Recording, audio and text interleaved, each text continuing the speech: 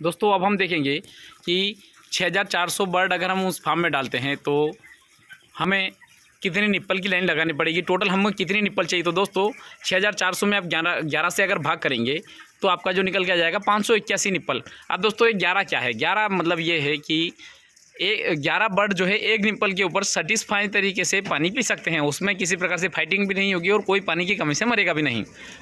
तो दोस्तों हम 6400 बर्ड अगर उसमें डालेंगे, टोटल हम 11 से भाग कर देंगे तो टोटल 581 निप्पल हमको इस फार्म में लगाना है।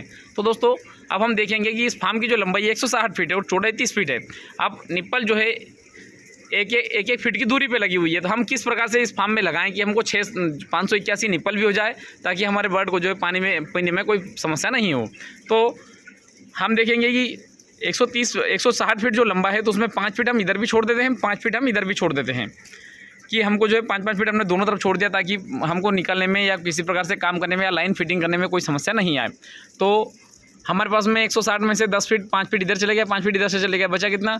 10 फीट अगर चले गया तो हमारे पास में कितने 150 फीट ही एरिया बचा। अब 150 फीट में अगर हम 4 से गुना करेंगे, क्योंकि 150 फीट मतलब कि इस एक लाइन में जो है 150 निप्पल लगेगी। अब हमको टोटल चाहिए कितनी? 581। अगर हम इसमें 4 से अगर गुणा कर देंगे तो टोटल 600 निप्पल आ जाएगी।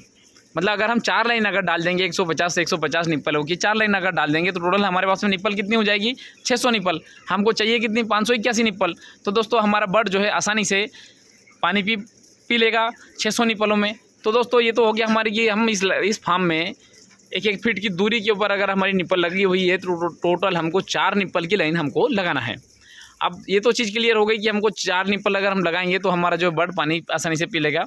अब हम ये देखें कि इसमें फीडिंग लाइन हम कितनी लगाएं। दोस्तों चाहे ऑटोमेटिक फीडिंग लाइन पे आप जा रहे हो, चाहे मैनुअल फीडर पे के ऊपर आप जा रहे हो, 40 बर्ड जो है एक फीडर के ऊपर आसानी से दाना खा लेता है। तो हम 6400 में 40 का अगर भाग करेंगे तो 160 फीडर हमारे आएंगे। मतलब इस फार्म में जो है हमको 160 फीडर अब लगाना है। 160 फीडर में हमारे 6400 बर्ड आसानी से दाना खा लेंगे विदाउट फाइटिंग के, और कोई दाने की कमी से कोई बर्ड नहीं मरेगा। तो दोस्तों ये तो चीज़ें क्लियर हो गई कि हमें 4 लाइन पानी की हो गई और 3 लाइन हमारी दाने की हो गई। अब हम इनको तीनों का अगर हम इनके सबका अगर डिस्टेंस देखें कि कितनी दूरी पर जो है पानी और दाने की लाइन लगी हुई होनी चाहिए, तो दोस्तों हम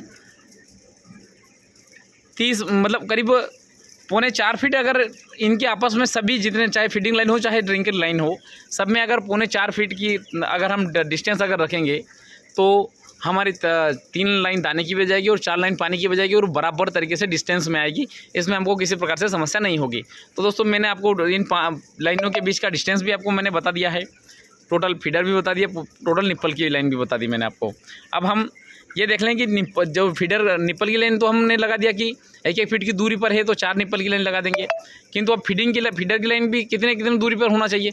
तो दोस्तों दो फीडर के आपस में दूरी जो है आपको 3 फीट से ज़्यादा नहीं होना चाहिए, किंतु 3 फीट मिनिमम होना चाहिए, ताकि बर्ड को जो है आसानी से चारों तरफ घूम के और दाना खा सकें। अब देख सकते हैं कि इनके जो फीडर हैं, सब फीडर जो है इनके आपस में डिस्टेंस जो है करीब 3 फीट जो है मैंने मेंटेन किया है। कोई फीट से नाप के तो नहीं किया है, किंतु 3 फीट के आसपास सभी के बीच में डिस्टेंस है। तो दोस्तों आपको भी जो है 3 फीट के में डिस्टेंस में आपको फीडर बांधना है, या फिर ऑटोमेटिक फीडिंग लाइन तो वो 1 मीटर की डिस्टेंस पे आती ही हैं। तो ये तो क्लियर हो गया। अब ये जो 150 फीट लाइन जो हमारे पास में बची हुई है, हम उसमें अगर 3 से अगर डिवाइड कर देंगे, मान लो 150 फीट तो टोटल हमारे फीडिंग की लाइन बची हुई है, उसमें हम 3 से अगर डिवाइड कर देंगे टोटल हमारे 50 आ जाएंगे, 50 फीडर आ जाएंगे। मतलब कि एक लाइन में हमारे 50 फीडर आएंगे, टोटल हम 3 लाइन लगाएंगे तो हमारे टोटल 150 फीडर आ जाएंगे, और हमको यहाँ पे चाहिए कितने? 160 फीडर। तो दोस्तों हम थोड़ा सा एडजस्टमेंट करके और 160 फीडर हम टांग सकते हैं। दोस्तों ये हो गया हमारे 6400 बर्ड के लिए इसी फार्मिंग के साथ में स्टैंडर्ड तरीके से निप्पल सिस्टम भी हो गया, स्टैंडर्ड तरीके से हमारा फीडर सिस्टम भी हो गया। और इसी के साथ में मैं आपको एक चीज़ और बता दूं कि इसमें ही अगर आप 40 से अगर भाग कर देंगे तो आपका जो फीडर निकल के आ जाएगा, किंतु आप जो है ऑटो जो टर्बो फीडर है वो अगर इस 6400 बर्ड के लिए अगर 100 टर्बो फीडर आप लगा देंगे, वो भी सेटिस्फाई है और उसमें जो बर्ड आसानी से दाना खा लेगा। क्योंकि हम शुरुआत में पेपर पे फीडिंग करवाते हैं और 1-2 दिन के बाद में हम टर्बो फीडर लगाते हैं। टर्बो फीडर के 1-2 दिन के बाद में हम जो है सीधे हमारे बड़े फीडर भी लगा देते हैं, तो दोनों फीडर जो है एडजस्ट हो जाते हैं।